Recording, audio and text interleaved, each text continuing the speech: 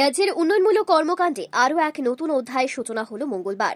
খোয়াই জেলার তুলাশেখর বাজারে প্রায় 5,61,00,000 টাকা ব্যয়ে নির্মিত দ্বিতল পাকা বাজার ভবনের শিলান্যাস করেন রাজ্যের কৃষি এবং বিদ্যুৎ মন্ত্রী রতনলাল নাথ এবং বন দপ্তরের মন্ত্রী তথা এলাকার বিধায়ক অনিমেষ দেববর্মা।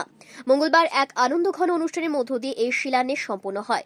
অনুষ্ঠানে উপস্থিত ছিলেন বিপুল সংখ্যক ব্যবসায়ী, স্থানীয় বাসিন্দা এবং বাজার কমিটির সদস্যরা।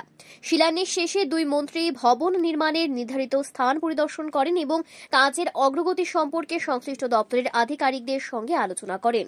অনুষ্ঠানে রাজ্যের বিভিন্ন দপ্তরের কর্মকর্তারা উপস্থিত থেকে প্রকল্পের সার্বিক অগ্রগতি এবং সম্ভাবনা নিয়ে মত বিনিময় করেন।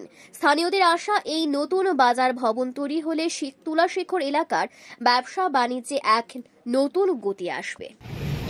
আপনাদের এই তুলাশেখরে কতজন মানুষ আছে জানেননি?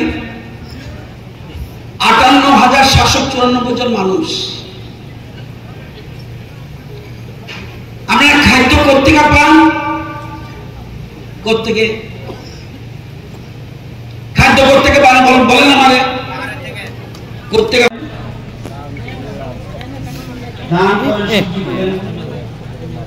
পুকুর মাছও আছে, দুধ আছে, মাছ আছে, মাংস আছে, চোখ,